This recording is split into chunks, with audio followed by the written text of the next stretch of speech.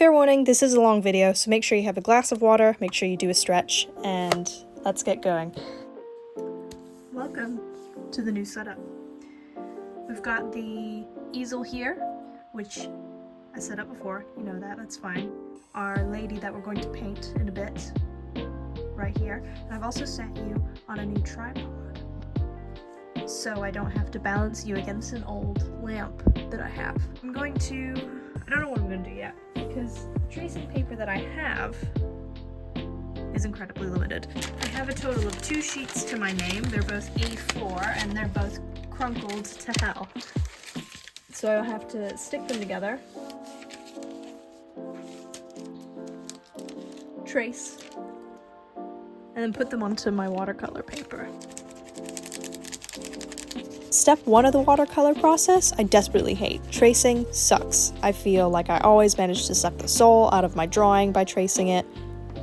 I hate it, it's horrible. Step 2, trimming down the paper, I love it. It's mindless work that you don't really have to think about. You have to think a little bit so you don't mess up the cut, but I quite like just sitting down, figuring out the paper size I need, trimming it down freehand, and going from there. By the way, I buy my watercolor paper in bulk, A2, specifically so I can trim it down. And I also think it's cheaper. I calculated it one time, it was cheaper at the time, but I don't know if it is cheaper now. Masking, it's fine. It can be annoying if you have ink on your masking tape, like I do. I had to actually flip all of these pieces that I'm putting down over. And then you have to trace again. I think this is why I hate tracing. You trace it once and you have to trace it a second time. It just sucks. This bit I like though, because I get to turn my easel into a really bad table and rub stuff out. I like it. I was stuck between a dingy cave, like an English dingy mossy cave, and a sandy warm cave. And I've gone for sandy warm cave because I can imagine this lady looking glorious with some greens, like some olive greens, forest greens, and some sandy yellows going up. I feel like that would look really cool, so we're gonna go with that. This is my watercolor palette. I never used to use watercolor when I was like, I think maybe 11, so I used it as an acrylic palette, hence the acrylic all over the top of it. But on the inside are my well-worn and well-traveled watercolors, which is why they look disgusting. I did used to have a palette for it, I don't now. But up here, I keep a Payne's Gray, just always on the go. I love a Payne's Gray. I also have a yellow ochre up here, because I love a yellow ochre, and then I think I have a cadmium red. I want to say here. Those are like my favorite colors ever. And then I just dot around the rest of the colors. I don't know what they are. I don't actually know what they are. So yeah, this is the color setup that we're gonna go for. Like, I need to wash this palette off because I last used this for my final exam piece back in May. So this is old crusty paint. I might try and use some of it, but I think I might go for a color maybe a little bit less dingy than this for the background, a little bit brighter. I think I am gonna go for the ochre. Don't know what green though. We might mix a green. I think I'm gonna do just a big wash. I'm not gonna mask it. I should, but I'm not going to because I can't be bothered because I've run into a lot of troubles with masking fluid that I don't care to repeat. My water vessel's name is Jerry. Say hello to Jerry. Now we're into the meat and bones of the video. This piece of work is my first tribute to my love of visual storytelling. So much so that despite hating this piece for around 70% of the process, I stuck with it and did end up actually finishing it, which isn't something that I've done to a degree that I felt that I could in a really long time. This is my first attempt of watercolor since my A-level exam, so when I first started this piece, I felt a lot of personal pressure for it to be perfect, knowing all the highlight colors and the shadow colors, knowing how to layer everything properly, and using the negative space properly. As I went on, I realized that even during my A-level, I didn't give myself enough time to pay attention to these things in my work. Looking back on what I made then versus what I made now, I can feel more life in the painting than there would have been 6 months ago. As well as feeling like I was able to bring more life into pieces after this one, I also feel like this piece has taught me how to accept the ugly phase as opposed to just acknowledging the fact that it exists. Like, at this point in time, these were the first layers of watercolor, but I already didn't like the direction that it was going in. And I think this was because in the past, for like the past 5 years, my approach to art has been churn out as much as I could to hopefully get better along the way so I could get as many marks as I could before the end of the course. And this only left time for acknowledgement of the ugly phase. So I wasn't really ever able to give myself the time to move past that in a painting, because I felt like everything was on speed dial to the end of the course. But giving myself the time to sit and think and understand why something happened and how to fix that properly, I feel like now I have the skill set to be able to move on from that, to be able to grow from that. How this will work with me in the future, I don't know. Whether or not I'll move slower so that the ugly phase isn't as disturbing to my eyeballs as it was during this painting, or moving as fast as possible because there's a light at the end of the tunnel, I don't know. Right, day 2. I have my coffee. It's Ueshima, and it's delicious. I've actually prepared myself this time with 2 glasses of water. One for dirty water and one for clean. So we're good for that front. And I'm still terrified because I've left it overnight, as you do, and I don't like it. I don't like the background. I think what I might do, I might start putting the skin tones in, polishing that up. I might do some of this down here, polish that up, and then go for the background again. Because I like the concept, but because I didn't practice the concept in practice, it's not how I want it to be. I think it's a saturation thing. I need it to be a bit more sandy colored, so I might just go straight in with some ochre and go from there. But yeah, I also want to mark out these little tattoo-y bits before I put in the skin tone. We should be good. This painting has also taught me a lot about patience, because the amount of times that I laid down these same shapes for the tattoos, and the amount of times that each successive wash just got rid of the lines, was really frustrating. It was so annoying. As well as this, I blamed a lot of the issues that I had with this painting on the fact I didn't have a reference image. In reality, my internal visual library is just really limited, so I didn't know where light and shadow would hit if her head, which I was aiming to be tilted up, I don't know where they would go. I don't know where those light and shadows would go. So I tried to figure out where her cheekbones were and where the bottom of her eyes were, and that made me lay down these purple shadows and yellow highlights that looked so strange, even without the first layers of skin that I put down. So looking back, my to-do list is build a better visual library, and during a painting, I need to make sure that I have a load of references so I can build a monotone, like, topographical map of someone's face, so I could do a wash over that. But I was trying to lay down these highlights and these shadows, and even before I laid down the first layers of skin tone, she looked like a skeleton, or someone really emaciated. I really hadn't planned this out properly, so I was so frustrated, so I left it for a couple of hours, and I worked on something else. Okay, so it's been probably about an hour, 2 hours. I had a sandwich, got some water. I kind of let this simmer. You can't see very well. I did her shirt, or at least started her shirt. And I think I'm mentally prepared to do the skin. So we're gonna mix a color together because that sounds fun. I spoke to a friend of mine. I was originally gonna go for a green skin, but she mentioned the fact that the background is green and yellow, so it might look a bit mucky.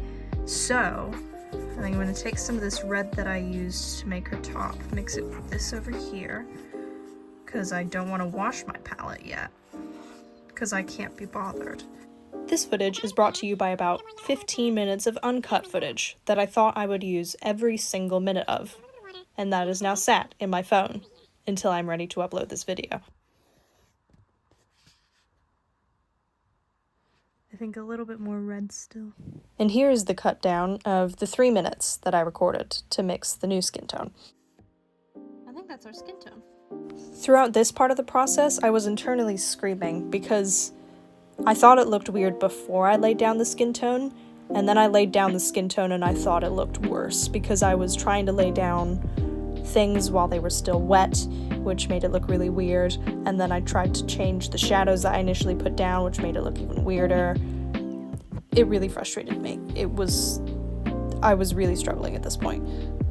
And I had to lay down the tattoos again, which, you know, my thoughts on that already. So I was really getting to the end of my tether with this piece. I kept going for a little bit longer, but this stage in the game almost made me quit the painting. Okay, so the plan is now I've added some more purple and yellow. Then I'm gonna go in with another wash of the skin tone and keep layering until it looks a little bit more how I want it to look. We're getting there, but it's taking a long time. This was the last layer of skin that I put down for the day. I was generally happy with the smoothness of it, but the color of it just still wasn't sitting right with me. It wasn't how I wanted it to look just yet. So while it looked okay, I ended up abandoning this piece for about a week so I could absorb it. Is it the following Friday? Yes. Have I touched this week? No, because I've been scared. But upon giving myself some time to reassess what I'm looking at, there needs to be a tone shift. She looks not how I want her to. I want her skin to be richer, so I'm gonna have to figure out how to mix a richer skin tone. And I think I just need to completely wing it so that I have enough pigment on there so it's not just bleh, if you know what I'm saying. So I reckon we go in with whatever this brown color is. Mix that. Whatever this purple color is. Mix that. Maybe a little bit of Payne's gray again. Mix that. And then just keep doing that until I reach a color that is more satisfactory to my eyeballs. Because I want it to be like royal and elegant and rich and deep. Kind of like Mel from Arcane. From this point in the process, I was really liking the color that I had picked. Why I decided to only put it on the neck first, I don't know. But I put it on the neck first and I really liked it. It was going down quite smoothly, I thought. So I put it on the ears, I put it on the mouth, and everything was going fine. But after this, my pea brain decided to lay down more wet color while something was still wet, which once again made the painting really streaky. So I panicked and I laid down more paint, which made it more streaky, and I really, really hated it. I was so disappointed in myself that I had let the streakiness get this bad. It wasn't good. I was not happy. This is week 3 of trying to finish this painting. I did the skin tone, and then I really didn't like it. I like the tone of the skin, but it's all like blotchy, and it's not got the definition I want. It just looks really feathery and mucky. So, I'm not abandoning it. Although I have abandoned it for about a week. What I'm gonna do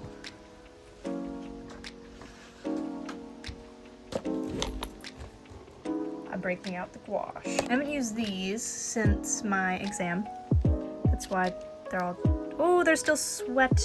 I was expecting that to be hard, not goopy.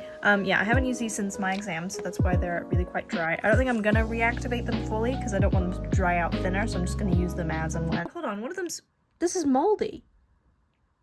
This has mold on it. Because I picked it up thinking, oh, this is the good shade of brown to use. Nope. It's blue. How do I... Ah! I didn't even know you could get mold on paint. What the...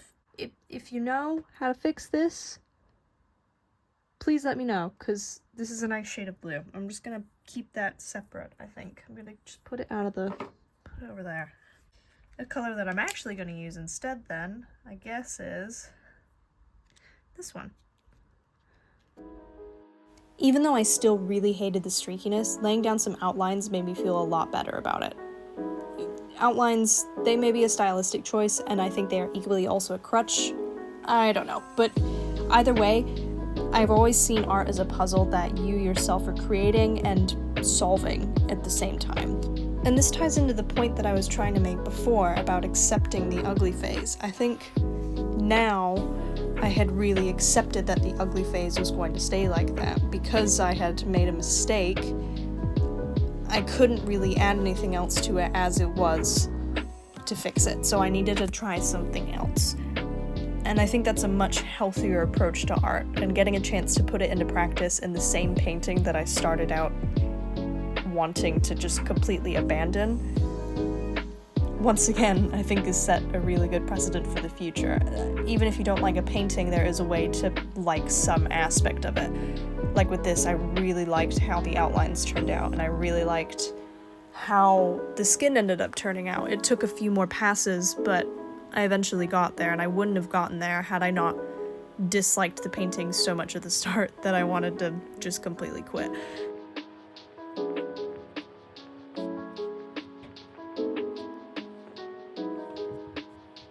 Another good thing for my personal growth is the existence of gouache. I love you, gouache. Whoever invented you is an angel, and I love them forever. I didn't like the eyes, but it's okay, because gouache exists, and I can just wipe them out. And the tattoos disappeared again on me. But that's okay, because gouache exists. I got a nice deep purple gouache from the Himi set, and I did this. One eternity later. Since I started this project, I think it's been a month and a half, if not longer. I ignored it for a good few weeks, because last time I left off, I really did not like where it was at. I didn't like the skin, it felt blotchy, the background felt too boring and too pale. I wasn't getting her clothes the way I wanted to, which is why you can't really see it, but it's like I added some stuff there. It just didn't feel like a full painting. I didn't feel like I was using all the space properly. So I left it. I went away for 10 days, so I've been silent on social media because we had absolutely no signal. And now we're here. I added some plants, a little bit of water. I wanted more, so I added more. Something I'm also very excited about. I went art shopping the other day. Got marker paper. I got my boyfriend to pick 2 colors from the Spectrum Noir Classiques marker set. He picked Emerald and Blossom, and I drew this. I also bought myself some tracing paper, which was an upsetting reality for me because it made me realize I cannot steal things from my school anymore to use at home. I also bought a Payne's Gray palette. I now have a home for my Payne's Gray to sit rather than in the corner of my watercolors, which makes me very happy. Here is the watercolor palette. It is only a half pan because for some reason the shop only did half pans of watercolor. He's a little home. He lives here now. Permanent resident. Me going away and not even gazing at this painting for 10 days saved this painting. I don't know what it was, but when I came back, I took some time to absorb what I had left behind, and then I finished it in less than a week. I started it up again on the 2nd of September, and I finished it on the 8th, which is the time of recording this now. I'm really glad that I stuck with it. Throughout the video, there's several points where I just go, I don't really like where it is. I don't like it. But looking at the finished product now, I'm really glad that I stuck with it because it's not exactly what I envisioned. This woman was originally a samurai, but now it's here. It's done. And I think you're really gonna like the final product. I mean, I hope you do. I don't know if you will or not. I don't know you that well. But even if you don't like it, I really personally love it. Even if I don't stick with this style in the future, you know, things change. I might develop new styles. I will definitely be sticking with visual storytelling as a career path, at least for the foreseeable future. I've always been really inspired by people like Alex Vade, Kellogg's Loops or Hunuin, and then Beth B. Rad or Bethany Radloff. You can look at images from these artists and just create a story in your head about who the character is in the focal point, where the environment that they're in. I've always really loved dissecting images like that, and I feel giving myself an unlimited amount of time to work on a piece that achieves that goal of visual storytelling, I feel like it's cemented my want to do that. Once again, at least for now. That might change, but I've really enjoyed the process of this painting, and I want to do more paintings like this in the future.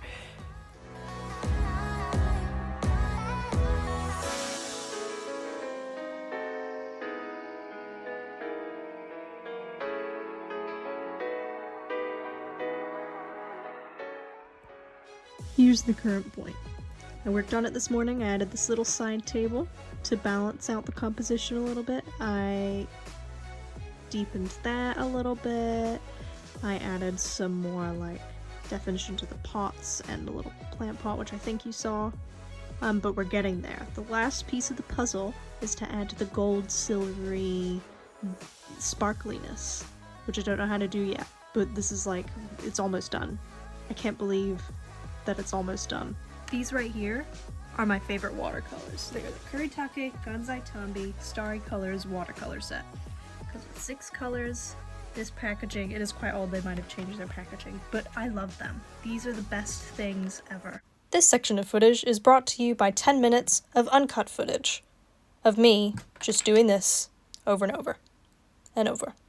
While I decide, let's plan the lines of the smoke. Right, okay. So, the idea is, this lady, I'm thinking like some sort of aromatherapy type thing to help calm the mind, right? So, I want to make it like very dramatic. So, maybe like coming down and swooping around her shoulders like that. But then where is the smoke coming from? But that would be very, it could like roll over her. I don't know. Or it could come from the background and go like doo. So then instead of swooping over her, it's like clearly behind her, which would add a little bit more depth, maybe. I don't know, to the painting. So like if it went,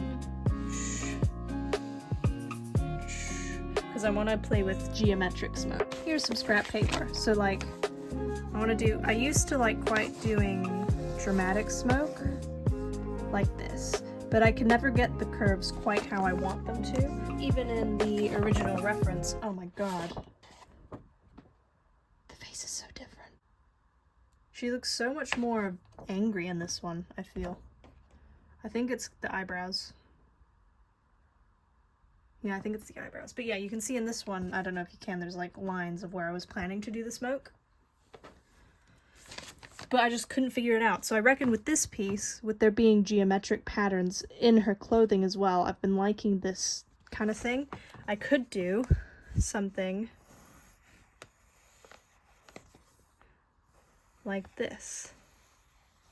Have a little bit of curve where appropriate, but have mostly follow a geometric thing, because then I could do like singular strands lining it. I feel like that would be easier than trying to figure out a swoopy line. I don't know if the swoop is necessarily appropriate for this painting. And in terms of the composition, because there's a lot of straight lines, like there's, even with these, I didn't even realize it, but I'm following like a, it is wiggly, but it's not like whoo. I reckon we go with this sort of design.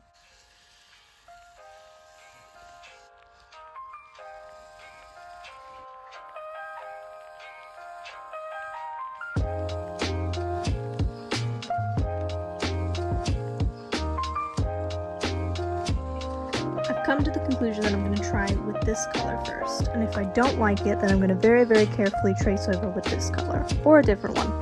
I might decide against both of them. But if I don't do it, then I won't finish it.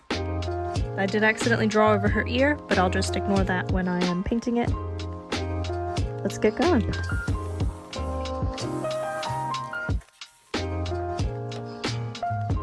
I haven't had breakfast yet because I'm so excited to finish this because it's almost done. Like, look at it. But at the same time, probably should have done, because that means stability. But we're gonna do it anyway because it's all here.